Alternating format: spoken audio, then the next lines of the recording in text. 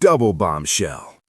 Port Charles had seen its share of shocking moments, but nothing prepared the town for the chain of events that unfolded on a single, unforgettable afternoon. The first ripple began quietly, almost unnoticed, until it became a wave that crashed through every major family in town. The doors of General Hospital slid open, and Sasha Gilmore stepped inside, her posture calm, but her eyes burning with purpose. She looked different, not just stronger, but steadier, as if she had finally reclaimed something that had once been stolen from her. She hadn't come back to explain herself. She hadn't come back to apologize. She had come back because the truth could no longer stay buried. Sasha paused in the lobby, her gaze locking onto someone she hadn't expected to see so soon. Michael Corinthos. Michael froze. For weeks he had convinced himself that Sasha was part of his past, a closed chapter, a painful lesson. But there she was, standing only a few feet away, holding something close to her chest. A small bundle wrapped in soft pink. Michael's breath caught. "Sasha?"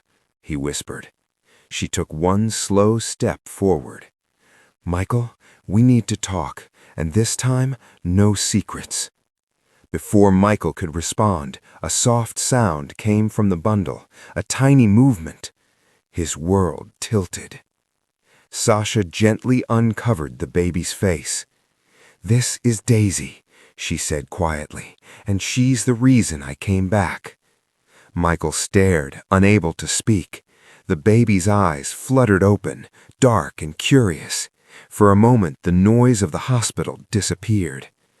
"Is she—" Michael began, his voice shaking. Sasha nodded. "She's yours." The words hit harder than any accusation ever could. Michael stepped back, gripping the edge of a chair to steady himself. His mind raced, memories, regrets, unanswered questions, all colliding at once. "You didn't tell me," he said, hurt slipping into his voice. "I didn't know how, and then everything fell apart, but I won't run anymore." Their moment was suddenly interrupted by hurried footsteps. Cody Bell appeared from down the hall, his eyes immediately locking on Sasha and the baby. "There you are," he said, relief evident in his voice. Then he noticed Michael. The tension was instant. Michael looked from Cody to Sasha. "He knows?" Sasha nodded. "He's been helping me, protecting Daisy." Michael swallowed hard, emotions battling behind his eyes, gratitude mixed with jealousy and guilt. Before anything else could be said, another presence entered the lobby, and this one would ignite the second bombshell. Jacinda stepped inside General Hospital with confidence, her expression carefully controlled. She had come looking for Michael, unaware that the truth was about to unravel everything she thought she had secured. She spotted him immediately, but she also spotted Sasha and the baby. Jacinda's smile faded. "What's going on?"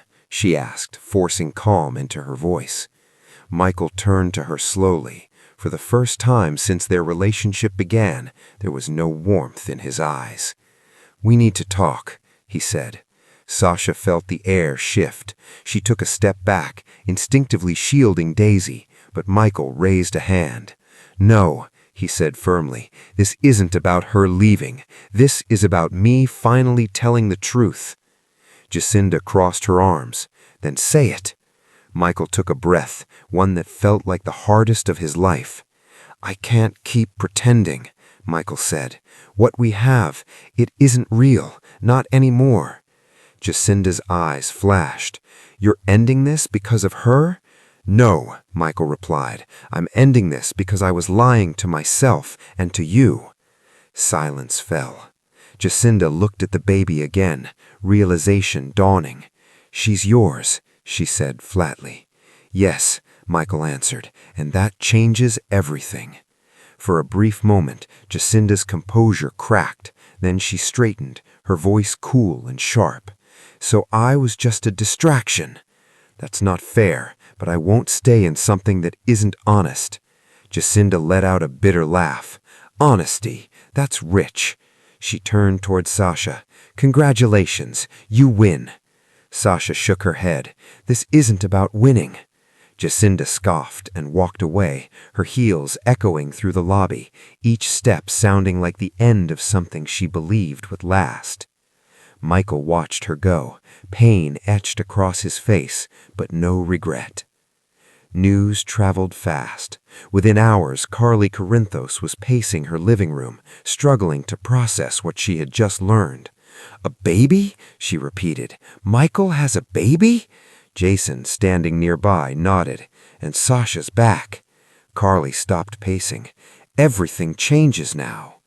Meanwhile, Nina Reeves sat alone in her office, staring at a photo of Sasha she had kept hidden. Tears welled in her eyes, not of sorrow, but of something closer to hope. "She came back," she whispered, "and she didn't hide." Across town, Willow sensed something was wrong before anyone told her. When Michael finally arrived to speak with her, she knew his news would alter the course of all their lives. Later that night, Sasha sat on a bench outside the hospital, Daisy asleep in her arms. Michael approached slowly, unsure if he even had the right to be there. "I should have been here," he said softly. Sasha looked up at him.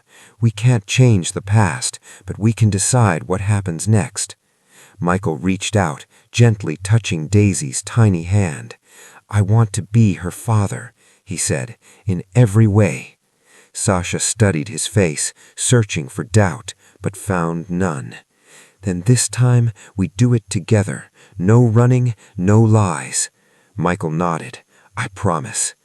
From a distance, Cody watched, a small smile forming. For the first time in a long while, the chaos felt like it might lead to something real. As the lights of Port Charles shimmered in the distance, one truth became clear. Sasha's return wasn't just about a baby. Daisy's arrival wasn't just a surprise, and Michael's decision wasn't just the end of a relationship. It was the beginning of a new power shift, one that would reshape loyalties, test families, and force everyone to confront the choices they could no longer avoid. And this was only the beginning. Michael's decision was only an illusion. By morning, Port Charles was already cracking under the weight of what Sasha's return truly meant. Jacinda didn't go home after leaving the hospital. She sat alone in her car near the harbor, staring at the dark water, replaying every word Michael had said. Ending things hurt, but what cut deeper was how easily he let go. She whispered to herself, "A baby doesn't erase everything." Her phone buzzed. A message from an unknown number. "You're not the only one who lost something last night." Jacinda's eyes narrowed. "Meet me. You deserve the full truth." She hesitated, then started the engine, because in Port Charles, silence is never surrender. At the Quartermain mansion, Sasha stood frozen in the doorway. This house held too many memories, some warm, others painful. Daisy stirred in her arms, as if sensing her mother's unease. Monica's voice broke the tension. "Sasha, welcome back." There was no judgment in her tone, only sincerity. Michael stepped forward. "You and Daisy can stay here as long as you need." Sasha exhaled slowly. "Thank you, but I'm not hiding anymore." Up the staircase, Willow listened quietly, her heart racing. She hadn't expected to see Sasha again, certainly not like this, not with a baby who carried Michael's eyes. Later, Willow finally approached them in the living room. "Sasha," she said gently, "can we talk?" Michael started to intervene, but Sasha shook her head. "It's okay." They stepped aside. "I didn't know," Willow admitted, "about Daisy, about any of it. I never meant to hurt you. I barely survived myself." Willow looked at the baby, emotion flickering across her face. "She's beautiful." There was no anger, only sadness, and something else neither woman was ready to name. But peace in Port Charles never lasts long. Meanwhile, Cody was digging. Something about Daisy's paperwork bothered him. He returned to General Hospital and quietly asked a nurse a few questions, then a doctor. What he learned made his stomach drop. The date on Daisy's birth certificate didn't match Sasha's original timeline. Not by weeks, by months. Cody muttered, "That's not possible. Unless someone had interfered." Carly wasted no time confronting Michael. "You should have told me immediately," she snapped. "I just found out myself." Carly softened when she saw Daisy. She's family. But then her eyes sharpened, and family attracts enemies. She lowered her voice. "If anyone tries to use that child to control you, I'll stop them." Across the room, Sasha felt a chill run down her spine, because someone already had. At a quiet cafe near the docks, Jacinda sat across from a woman she never expected to see again, Dr. Evelyn Moore. The doctor leaned forward. "You trusted me once, Jacinda." Jacinda clenched her jaw. "You lied to me." "I protected myself, just like Sasha did." Jacinda froze. "What do you mean?" Evelyn smiled thinly. "Daisy's arrival wasn't as simple as everyone believes." Jacinda's pulse quickened. "Start talking." Back at the mansion, Cody pulled Sasha aside. "We need to talk, alone." Sasha's face paled as he explained what he found. "The dates don't line up," Cody said. "Someone altered records." Sasha shook her head. "That can't be true." "Unless," Cody continued carefully, "someone wanted to keep Michael away longer." Sasha's knees nearly gave out. "No," she whispered, "I would never let anyone." She stopped mid-sentence. A memory surfaced. A doctor insisting she rest. Papers she barely remembered signing. A fog she couldn't explain. "Oh my God," Sasha breathed. Michael stood just outside the door. He heard enough. "What aren't you telling me?" Sasha turned slowly, tears filling her eyes. "I didn't know, I swear, but someone controlled more than I realized."